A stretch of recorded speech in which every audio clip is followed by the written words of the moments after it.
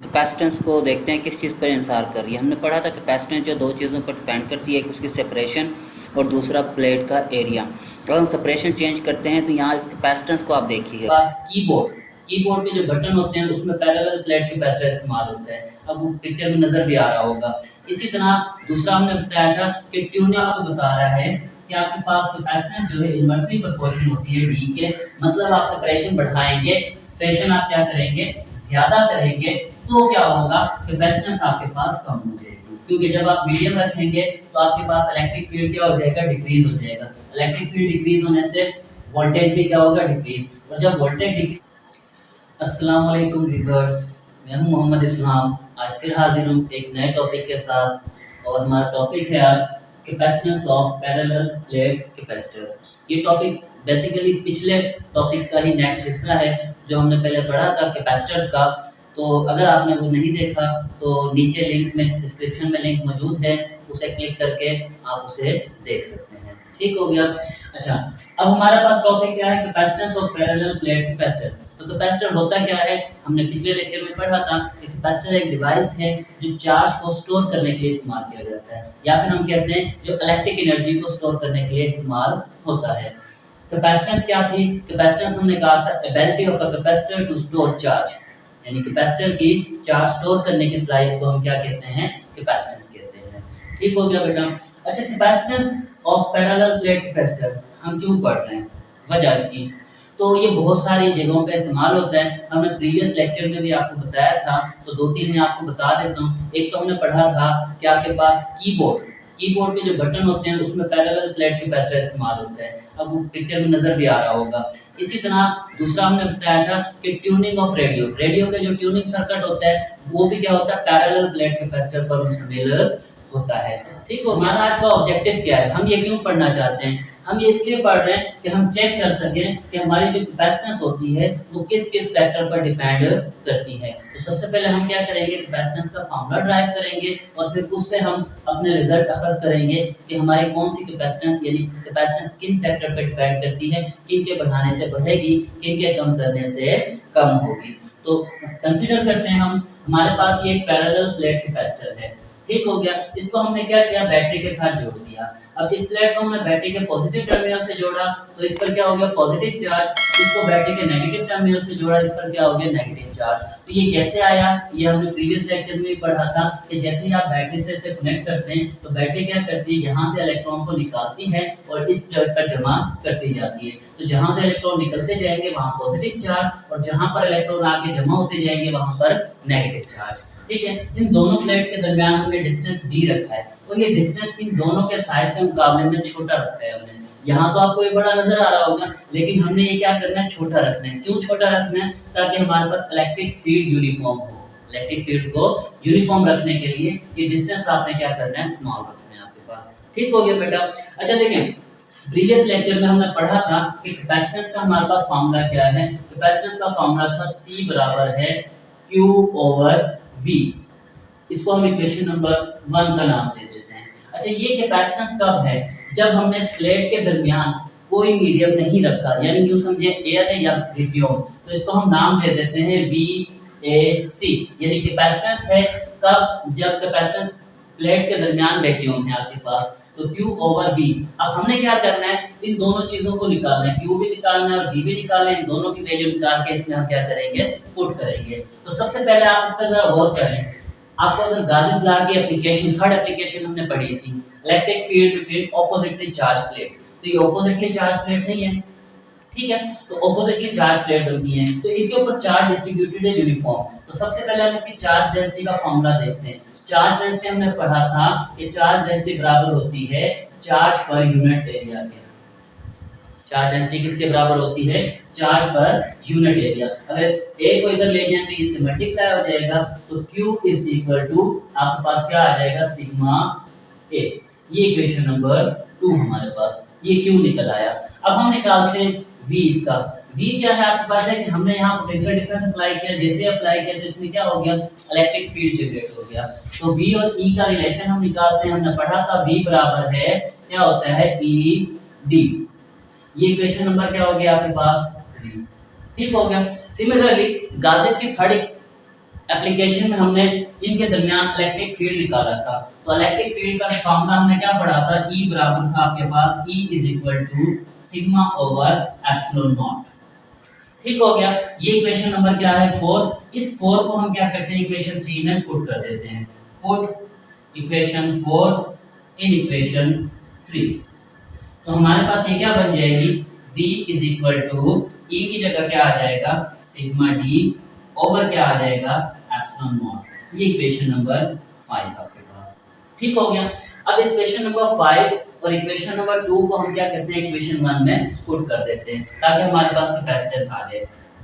Put equation 5 and equation 2, यानी इस 5 को और इस 2 को, क्योंकि हमने क्या निकालना था Q और V निकालना था। तो ये Q दे रहा है, ये V दे रहा है, दोनों का इसमें क्या करेंगे पुट करेंगे। तो C वैक्यूम की जो आपके पास वैल्यू आ जाएगी, Q की जगह क्या लिखेंगे आप सिग्मा A, Q की जगह पर सिग्मा A ओवर V की जगह पर आपने क्या लिखना है sigma D over epsilon not, sigma D over epsilon not. अब यहाँ से देखें एप्सिलॉन नॉट से एप्सिलॉन नॉट क्या हो जाएगा कैंसिल, और नीचे वाला बटा आपको पता है वो ऊपर आ जाता है। तो ये क्या बन जाएगा आपके पास C vacuum is equal to ये सिग्मा एप्सिलॉन नॉट ऊपर आ जाएगा, तो ये क्या बन जाएगा epsilon naught A over D। तो ये हमारे पास एक इक्वेशन आ गई। इसकी इक्वेशन आ गई कैपेसिटेंस की। तो कैपेसिटेंस की इक्वेशन कब आई है, जब हमने प्लेट्स के दरमियान कोई मीडियम नहीं रखा।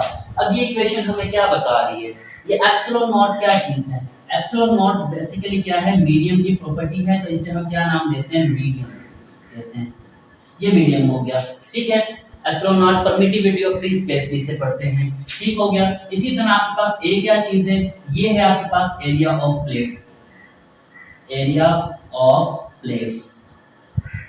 और डी क्या चीज है, डी हमें पता है ये है सेपरेशन बिटवीन प्लेट्स, यानी प्लेट्स के दरमियान फासला, सेपरेशन बिटवीन प्लेट्स आपके पास। ठीक हो गया। अब ये फार्मूला आपको बता क्या रहा है, ये बता रहा है कि आपके पास जो कैपेसिटेंस है वो डायरेक्टली प्रोपोर्शनल है एरिया के, यानी जितना आप क्या करेंगे प्लेट्स का एरिया बढ़ाएंगे उतनी कैपेसिटेंस क्या हो जाएगी बढ़ जाएगी। इसी तरह ये फार्मूला आपको बता रहा है कि आपके पास कैपेसिटेंस जो है इनवर्सली प्रोपोर्शनल होती है डी के, मतलब आप सेपरेशन बढ़ाएंगे, सेपरेशन आप क्या करेंगे ज्यादा करेंगे तो क्या होगा कैपेसिटेंस आपके पास कम हो जाएगी।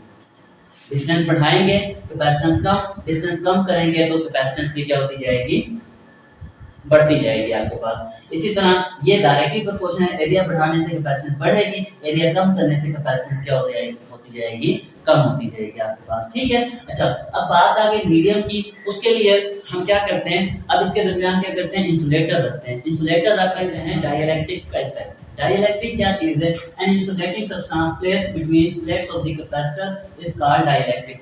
मतलब ये प्लेट्स के दरमियान जो इंसुलेटिंग मीडियम या मटेरियल हम रखेंगे वो हमारे पास क्या कहलाता है डाइलेक्ट्रिक्स कहलाता है। अब डाइलेक्ट्रिक से कैपेसिटर पर क्या इफेक्ट होता है वो हम देखते हैं। तो एक हमने डाइलेक्ट्रिक रखा है जिसकी रिलेटिव परमिटिविटी कितनी है एप्सिलॉन आर। ठीक हो गया। अच्छा, कैपेसिटेंस का फार्मूला क्या था, कैपेसिटेंस का फार्मूला वही आपके पास C बराबर है क्या है Q ओवर V। ये आपके पास कैपेसिटेंस है किसकी मीडियम की। जब आपने क्या कर दिया यहाँ पर मीडियम रख दिया, इसे हम इक्वेशन नंबर 6 का नाम दे देते हैं आपके पास। ठीक हो गया। अच्छा, अब सिमिलर आपके पास क्या होगा कि अगर पोटेंशियल लेंगे तो वोल्टेज क्या आ जाएगा आपके पास, वोल्टेज की अगर हम बात करें तो वोल्टेज वही आपके पास क्या होता है ED होता है।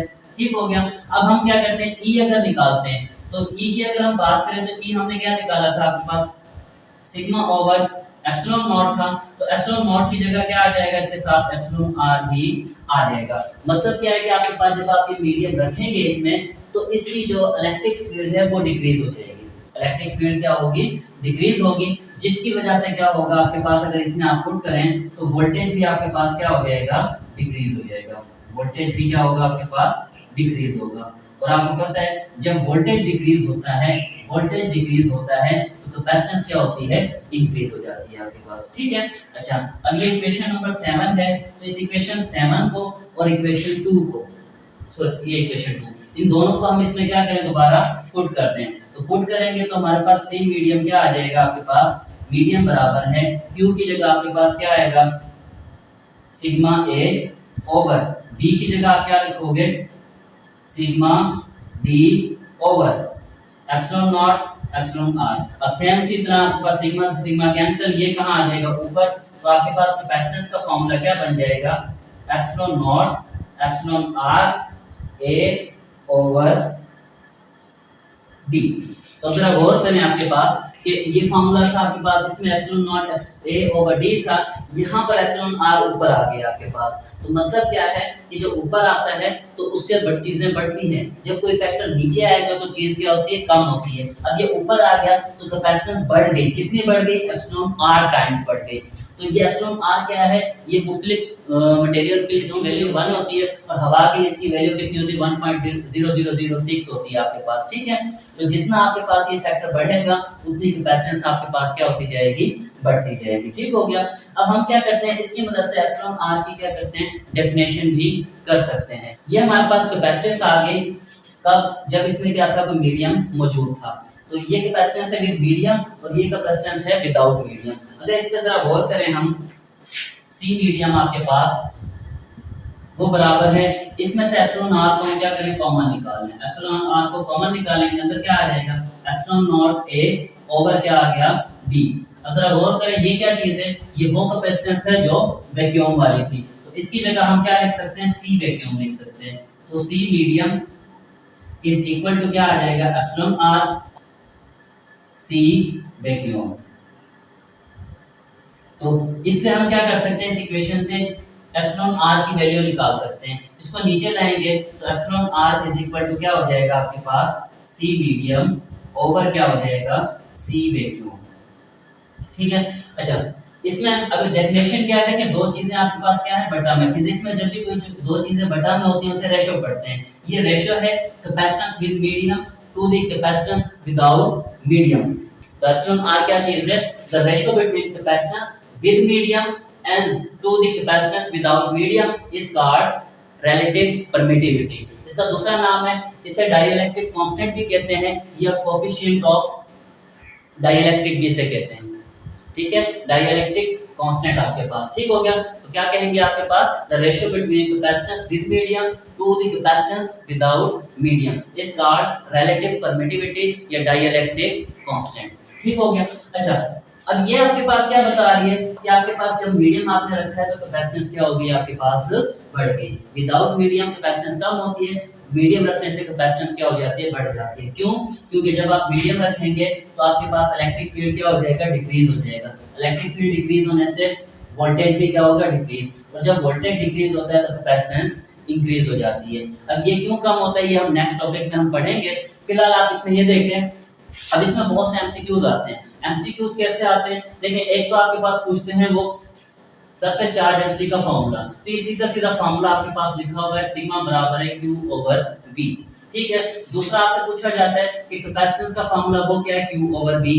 तीसरा आपसे पूछते हैं अगर वोल्टेज हम बढ़ाएंगे तो कैपेसिटेंस पर क्या फर्क पड़ेगा, तो वोल्टेज बढ़ाएंगे तो कैपेसिटेंस कम हो जाएगी, वोल्टेज कम करेंगे तो कैपेसिटेंस बढ़ जाएगी आपके पास, ठीक हो गया। अच्छा, तीसरी चीज आपसे पूछा जाता है कि कैपेसिटेंस किन किन चीजों पर डिपेंड करती है, तो किस पर डिपेंड करती है, मीडियम पर, किस पर डिपेंड करती है, सरफेस एरिया पर, किस पर डिपेंड करती है, डिस्टेंस बिटवीन प्लेट्स पर, ठीक है। और यह भी आपको बताया एरिया बढ़ाएंगे तो कैपेसिटेंस बढ़ जाएगी, एरिया कम करेंगे तो कैपेसिटेंस भी कम हो जाएगी। इसी तरह डिस्टेंस बढ़ाएंगे, सेपरेशन बढ़ाएंगे तो कैपेसिटेंस कम, सेपरेशन कम कर देंगे तो कैपेसिटेंस बढ़ जाएगी आपके पास, ठीक है। मीडियम की बात करें, अगर मीडियम रखेंगे तो उससे भी आपके पास कैपेसिटेंस क्या होती है, बढ़ जाती है। अब कितनी बढ़ेगी वो कौन डिसाइड करेगा, एप्सिलॉन आर डिसाइड करेगा। यानी जितना मीडियम का डाइलेक्ट्रिक कांस्टेंट ज्यादा होगा उतनी वो कैपेसिटेंस क्या करेगा, ज्यादा इंक्रीज करेगा।